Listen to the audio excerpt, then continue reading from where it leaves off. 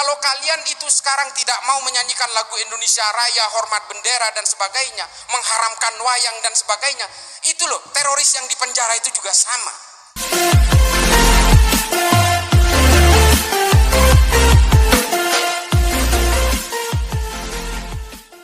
Ya, shalom teman-teman semua dimanapun kita berada pada saat ini. Kiranya kita semua tetap berada dalam keadaan sehat dan apapun yang merupakan aktivitas kita sepanjang hari ini, kiranya Tuhan Yesus memberkati.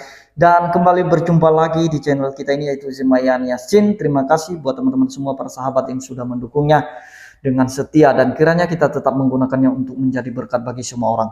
Nah teman-teman, pada video kali ini saya membagikan kepada kita semua di mana ada seorang muslim, ya, pria muslim yang mungkin ini adalah seorang ustadz. Dia memberikan edukasi kepada kita semua, bukan hanya kepada kita sebagai minoritas, dan juga kepada mereka yang mayoritas, di mana ada beberapa kelompok yang kita lihat di dalam berbagai media sosial bahwa mereka itu punya niat untuk menjadikan bangsa ini menjadi bangsa atau negara muslim dan mau mengganti ideologi Pancasila. Nah teman-teman, oleh karena itu supaya kita mendapat edukasinya dari sini, mari kita sama-sama menyimak videonya yang berikut ini. Saya dilibatkan oleh pemerintahan Somalia. Saya melakukan Zoom meeting dengan para menteri di Somalia dan juga dari kepresidenan Somalia. Zoom meeting berkali-kali. Mereka ingin tanya, bagaimana sih cara Indonesia itu mengatasi kelompok-kelompok teror dan ekstrim ini? Sementara kami, ini menurut Menteri Agama Somalia, sementara kami satu negara ini Pak, pahamnya sama Pak, penganut paham Wahabi Salafi, satu negara. Wallahi, ini saya cerita yang benar, kalau saya dianggap ngecap. Negara saya sama-sama Pak mengharamkan ucapan Natal, tidak boleh. Negara saya sama-sama mengharamkan musik. Ini di negara saya. Pahamnya sama. Saya mewakili pemerintahan hanya memegang separuh Somalia. Pemberontaknya yang bernama Al-Shabaab juga punya keyakinan yang sama, memegang separuh lagi wilayah negara saya. Apa? Di mana? Kok mereka itu nggak pernah berhenti bertikai? Padahal fahamnya sama, manhajnya sama, ijtihadnya sama, alirannya sama, kitab-kitab tafsirnya sama. Irisannya di mana? Mereka saling mengkafirkan satu sama lain. Ini loh efek dari yang namanya paham al-wala wal bara. Siapa pencetusnya? Ibnu Taimiyah. Bantah saya. Kalau yang mau bantah, baca dulu kitab-kitabnya Ibnu Taimiyah. Mengapa Ibnu Taimiyah menulis ini? Mengapa? Ini yang di Zoom, tolong perhatikan. Ibnu Taimiyah hidup pada masa keruntuhan Bani Abbasiyah dari serbuan bangsa Mongol tahun 1258. Dan ketika itu Ibnu Taimiyah hidup pada masa periode peperangan orang Eropa dengan orang Arab Islam untuk memperebutkan Yerusalem. Ini kuncinya. Makanya kalau kita baca semua kitab-kitab Ibnu Taimiyah itu betul-betul selalu menggugah keterpurukan politik Islam pada masanya. Makanya kalau di TV saya sering bilang gini adik-adik, kita ini semua bukan penganut agama sebenarnya. Kita ini adalah penganut tafsir-tafsir agama. Maka kita kemudian semua berbeda-beda. Sesama agama Islam pun tafsirnya berbeda-beda. Makanya kita ini adalah penganut tafsir-tafsir agama. Kalau kalian tanya saya, Islam ini agamanya apa? Islam. Ada pertanyaan lanjutan, NU apa Muhammadiyah? Sunni apa Syiah? Belum bicara manhaj, belum bicara ijtihad, belum bicara mazhab. Syafi'ikah, Malikikah, Hanafikah, Hambalikah? Ini tafsir-tafsir semua. Sesama Islam, sesama Syafi'i, sesama NU pun masih aja yang satu pengusung khilafah, yang satu bukan. Ini tafsir lagi. Ini loh. Makanya kemudian kita itu, saya sering sekali saya berbicara di media ini, janganlah kemudian kalian mengklaim kebenaran-kebenaran itu. Karena Allah itu betul-betul menekankan dengan cetak tebal dalam Al-Quran itu, bahwa saya menciptakan manusia ini dalam segala perbedaannya, baik bersuku-suku, berbangsa-bangsa, dengan tafsir-tafsirnya, beragama yang berbeda, dengan konsep lita'arofu. Ini loh, lita'arofu itu apa? Saling mengenallah kalian, berinteraksilah kalian dengan segala perbedaannya. Perbedaan ini sunnatullah. Adik yang tidak pakai hijab, Islam. Hah? Hindu, saya tahu dia Hindu nggak pakai hijab karena dia itu lahir dari orang tua beragama Hindu. Yang di depannya kan pakai hijab karena lahir dari orang tua beragama Islam. Ini takdir kelahiran dan keimanan itu tidak bisa dipisah begitu saja, Dek. Lalu kalau kalian merasa paling benar, mengklaim paling kebenaran itu ada di pihak saya, kalian akan belajar tentang kebencian dan perbedaan itu dan kalian melawan sunnatullah. Ini loh yang kita ingin gugah hari ini, kenapa saya harus datang ke sini. Dan semua klaim-klaim kebenaran, hegemoni kebenaran itu kemudian datang berlipat-lipat, berlapis-lapis dengan kepentingan-kepentingan politik. Makanya kemudian ajaran-ajaran Ibnu Taimiyah itu diimplementasikan dalam gerakan-gerakan kemerdekaan Saudi dari cengkraman Kekaisaran Ottoman pada zamannya. Lalu kemudian keterpurukan politik Islam di Mesir dijadikan juga sebagai acuan-acuan oleh Said Qutb dalam Jahiliyatul Qarnil dari Fi Dhilalil Quran dan juga Malim fil Thariq. Dari situ kemudian berkembang ditulis oleh Muhammad Qutb dengan Jahiliyatul Qarnin Isrin. Ditulis ulang oleh Al-Qaradawi, Ayman Al-Zawahiri, diimplementasikan oleh Osama bin Laden, oleh Abu Bakar Naji dalam Idarat At-Tawahus, kemudian semua bergulung-gulung dengan kebencian-kebencian dan brutalitas. Itulah yang menciptakan teror itu. Lalu ada pertanyaan, Pak, Wahabi Salafi itu kan tidak mengajari kita tentang kekerasan. Iya, Dek, memang iya. Memang iya, di situ tidak mengajarkan kekerasan, tapi lihat produk akhirnya. Yang ditahan oleh Densus hari ini sama usul fikihnya dengan orang-orang yang diyakini dari Wahabi Salafi itu. Kalau kalian mengharamkan musik, teroris yang dipenjara hari ini juga mengharamkan musik. Nih, kalau kalian mau tahu, yang kalian haramkan pajak dan perbankan dan sebagainya itu, teroris yang ditangkap Densus juga pemahamannya sama. Pemahaman fikihnya sama.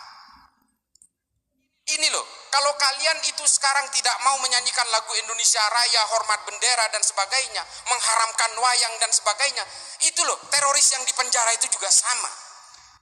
Ini kisah yang pertama tentang Somalia. Somalia hari ini tidak berhasil menentramkan rakyatnya karena saling mengkafirkan satu sama lain dengan tafsir-tafsir agama yang sama.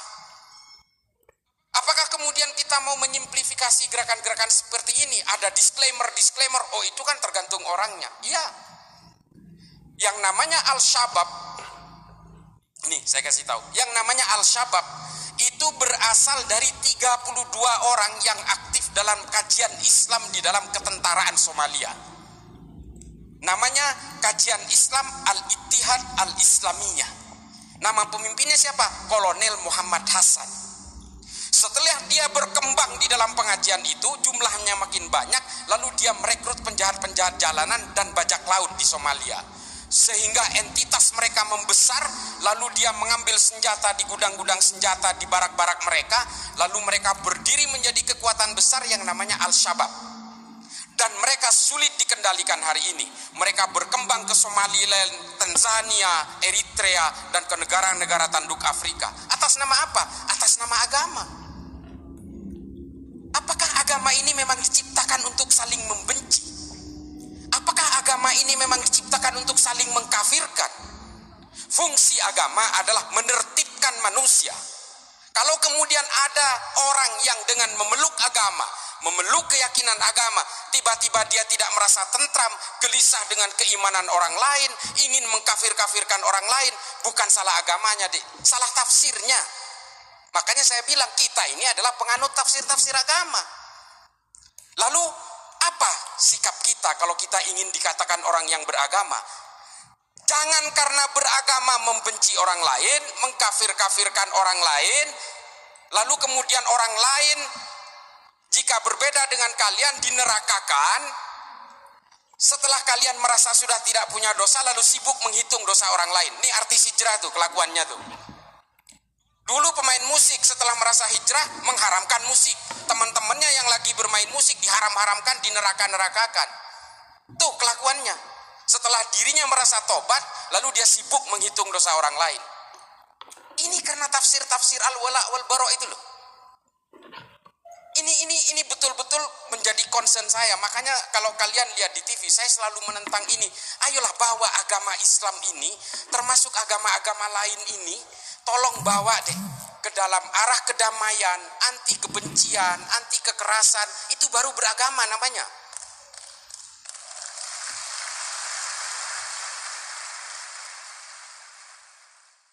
Saya rasa ini juga merupakan tamparan keras bagi mereka yang suka mengkafir-kafirkan sesama manusia, apalagi yang berbeda keyakinan dengan mereka. Bahkan ada satu cerita tadi yang dia ceritakan bahwa di Somalia saja teman-teman, itu semua agamanya sama. Tafsirannya semua sama, keyakinannya semua sama. Tetapi pada kenyataannya, kesamaan mereka itu dalam hal tafsir, dalam hal agama, dalam hal ritual-ritual mereka mungkin sama. Tetapi itu tidak menjamin ada kedamaian di sana. Somalia, ini yang dia ceritakan tadi. Sama semua tafsirnya, sama semua agamanya, tetapi itu sampai sekarang tidak ada kedamaian. Sampai sekarang menjadi pergumulan bagi mereka bagaimana supaya tentram rakyatnya, supaya damai. Yang sesama agama saja dikafir-kafirkan. Beda sedikit dikafirkan. Nah, ini yang merupakan tamparan keras bagi mereka yang suka mengharam-haramkan segala sesuatunya. Nah, jadi bagaimana bisa kita bayangkan kalau di Indonesia terjadi demikian? Kalau misalnya sama seperti di Somalia, misalnya semua agamanya sama, tafsirnya sama, keyakinannya sama, tata ibadahnya sama, ritualnya sama. Emangnya itu bisa menjamin adanya kedamaian? Belum tentu. Ini fakta yang dibicarakan oleh seorang pria ini, apa yang terjadi di Somalia, dan dia bawa ke sini kepada kita untuk bisa menjadi satu pelajaran bagi kita. Bahwa kalau misalnya ada kelompok-kelompok garis keras seperti yang kita lihat di media-media, mereka hendak mau menjadikan Indonesia menjadi negara mayoritas, menjadi negara Islam. Apakah yakin ada nanti kedamaian? Tentu saja itu tidak menjamin, teman-teman. Belum menjamin. Seperti apa yang disampaikan tadi, itu beda-beda semua. Beda-beda semua tafsirnya. Cara menanggapinya pun beda-beda, cara memahaminya pun beda-beda. Nah, beda sedikit ya kafir lah. Beda sedikit ya kafir. Nah, jadi itu yang membuat nanti antara satu dengan yang lain itu bisa berantakan jadinya. Padahal agama itu diadakan supaya tertib kehidupan manusia ini, tidak kacau. Nah, tidak kacau, tertib, damai. Tetapi apa yang dia sampaikan di kalimat terakhir, bahwa kita yang dikatakan beragama harusnya anti pada kekerasan. Anti pada kekerasan. Jadi kalau misalnya dibilang Indonesia mau jadi negara Islam, karena saya lihat kemarin banyak yang ngotot ya di media sosial itu mau menjadikan Indonesia sebagai negara Islam, mau diterapkan syariat Islam. Tapi saya rasa itu tidak menjamin ada kedamaian di Indonesia. Saya rasa Undang-Undang Dasar dan Pancasila yang sudah menjadi dasar negara itu sudah cukup memberikan kedamaian bagi kita semua, bagi semua pihak, bagi semua kalangan, bagi semua kelompok. Karena Pancasila itu diterima oleh semua pihak, agama apapun itu. Nah, jadi terutama kemarin Pak Egy Sujana itu ya, ketika dia mengeluarkan satu statement, dia berkata bahwa ajaran selain dari ajaran Islam itu harus dibubarkan. Karena hanyalah agama Islam yang menerapkan Pancasila, yaitu sila pertama, ketuhanan yang Maha Esa. Nah, agama yang lain tidak, dan itu harus dibubarkan, kata Pak Egy Sujana. Itu kemarin saya tanggapi. Nah, emangnya kalau sudah dibubarkan itu lu jamin Indonesia damai? Nah, itu tidak juga menjaminnya, teman-teman. Jadi kedamaian itu sama seperti yang dia sampaikan, ya kita harus memang beragama itu benci terhadap kejahatan, benci terhadap kekerasan, dan apa yang berkaitan atau yang identik dengan dosa kita harus membencinya. Apalagi membenci sesama, mengkafir-kafirkan sesama. Itu kita harus anti itu semua, baru disebut kita beragama. Karena agama itu membawa kedamaian. Nah, itulah artinya agama ya teman-teman. Jadi mari kita terapkan dalam kehidupan kita sehari-hari bahwa kita ini benar-benar orang yang beragama, membenci segala kejahatan, mencintai kebenaran dan keadilan. Nah, itu yang mau saya sampaikan teman-teman. Kiranya Tuhan Yesus memberkati kita semua. Shalom.